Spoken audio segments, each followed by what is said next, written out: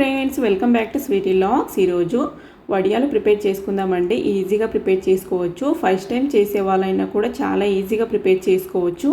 నేను ఫస్ట్ టైమే ప్రిపేర్ చేస్తున్నా, అయినా కూడా చాలా బాగా వచ్చినాయండి. ఇక్కడ నేను చూపించిన విధంగా కనుక ఫాలో అవుతూ చేశారంటే చాలా బాగా వస్తాయి. ఈ రెసిపీ నచ్చినట్లయితే లైక్ చేయండి. అలాగే ఇలాంటి రెసిపీస్ కోసం మా ఛానల్ని సబ్స్క్రైబ్ చేసుకోండి. ముందుగా ఒక కప్పు బియ్యపిండి తీసుకొని ఒక కప్పు బియ్య పిండికి 2 కప్పుల వాటర్ వేసుకొని ఈ విధంగా పల్చగా కలుపుకోవాలి. దీన్ని పక్కన పెట్టేసుకుందాం.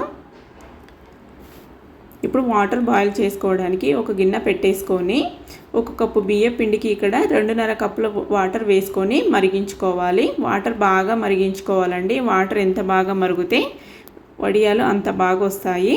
టేస్ట్ కూడా అంత బాగుంటాయి కరకరలాడుతూ.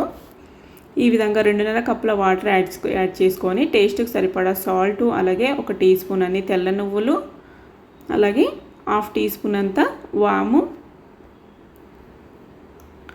1/2 టీ స్పూను జీలకర్ర, అలాగే చిటికెడంతా వంట సోడా యాడ్ చేసుకుంటున్నాను నేను ఇక్కడ. దీన్ని బాగా మరిగించుకుందామండి. ఈ విధంగా బాగా మరుగుతేనే టేస్ట్ కూడా చాలా బాగుంటాయి, ఫ్లేవర్ కూడా చాలా బాగా వస్తుంది.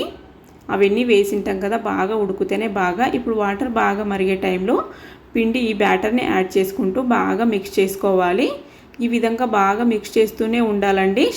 పొయ్యిని మనము సిమ్ టు మీడియం ఫ్లేమ్లోనే పెట్టేసుకొని బాగా మిక్స్ చేస్తూ కలుపుకుంటూ చిక్కబడేంత వరకు కలుపుతూ ఉండాలి.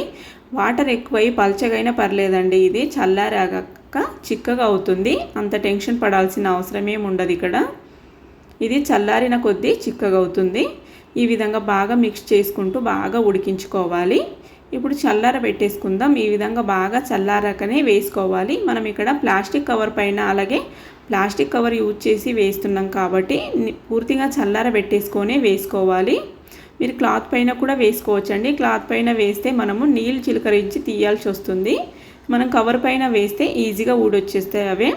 ఒక ఆయిల్ కవర్ తీసుకొని కార్నర్లో ఈ విధంగా చిన్న ముక్కలాగా కట్ చేసుకొని మనకు కావాల్సినంత సైజులో కట్ చేసుకొని అందులో పిండి వేసేసుకోవడమేనండి. ఈజీగా వేసుకోవచ్చు ఈ విధంగా కవర్తో కూడా. రాని వాళ్ళు కూడా ఫస్ట్ టైం చేసినా కూడా ఈజీగా ప్రిపేర్ చేసుకోవచ్చు. నేను ఇక్కడ చూపించిన విధంగా ఫాలో అవుతూ చేసుకున్నారంటే చాలా ఈజీగా ప్రిపేర్ చేసుకోవచ్చు. పర్ఫెక్ట్గా వస్తాయి. మనం నచ్చిన విధంగా నచ్చిన సైజులో వేసుకోవచ్చు. నేను ఇక్కడ అన్నీ జిలేబీలాగే వేసుకున్నా. పిల్లలు చాలా ఇష్టంగా తింటారండి. ఈ విధంగా మనం చేసి పెడితే చాలా బాగా లైక్ చేస్తారు. నేను ఇక్కడ ఆల్ఫాబెట్స్ కూడా రాస్తున్నా చూడండి, పిల్లలకి నచ్చేటట్టు. ఏ విధంగా అయినా వేసుకోవచ్చండి, ఈజీగా వచ్చేస్తాయి. తీయడానికి కూడా చాలా ఈజీగా వస్తాయి. అన్నీ ఇదే విధంగా చుట్టేసుకొని ఫ్యాన్ గాలికే పెట్టేసుకున్నాను నేను ఇక్కడ.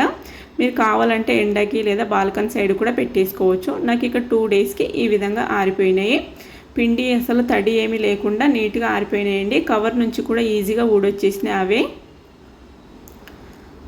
చాలా బాగా వస్తాయండి. సంవత్సరాల పాటు నిల్వ ఉంచుకోవాలంటే ఎండకి పెట్టేసుకోవాలి, లేదంటే పురుగులు అయ్యే అవకాశం ఉంటుంది. చూడండి, కవర్కి ఏం అంటుకోకుండా చిన్న చిన్న ముక్కలు కూడా ఊడొచ్చేసినాయి. చాలా బాగా వస్తాయండి. మనం ఒక రోజు అలా ఎండకి పెట్టేసుకొని నిలువ ఉంచుకుంటే సరిపోతుంది. నేను ఇక్కడ కాల్చి కూడా చూపిస్తున్నా చూడండి. ఆయిల్ డీప్ ఫ్రైకి పెట్టేసుకొని వడియాలు వేసుకొని కాల్చుకుంటే అయిపోయిందండి. చాలా బాగా పొంగుతాయి, కరకరలాడుతూ చాలా బాగా వస్తాయి. కలర్ ఒకటి కొద్దిగా ఫుల్గా వైట్గా ఉండదు, కొద్దిగా డల్ అవుతుంది. ఎందుకంటే మనము నువ్వులు, అలాగే జీలకర్ర, వాము యాడ్ చేసుకుని ఉంటాం కదా, అందుకే. చూడండి ఎంత బాగా కరకరలాడుతూ ఉన్నాయో. ఇలా ప్రెస్ చేస్తే నుచ్చు అయిపోతుంది, పొడి పొడిలాగా. ఈ రెసిపీ నచ్చినట్లయితే లైక్ చేయండి. ఇలాంటి రెసిపీస్ కోసం మా ఛానల్ని సబ్స్క్రైబ్ చేసుకోండి. అలాగే పక్కనున్న గంట సింబాల్ని ప్రెస్ చేస్తే మేము పెట్టే వీడియోస్ నోటిఫికేషన్ ద్వారా మీకు వస్తుంది.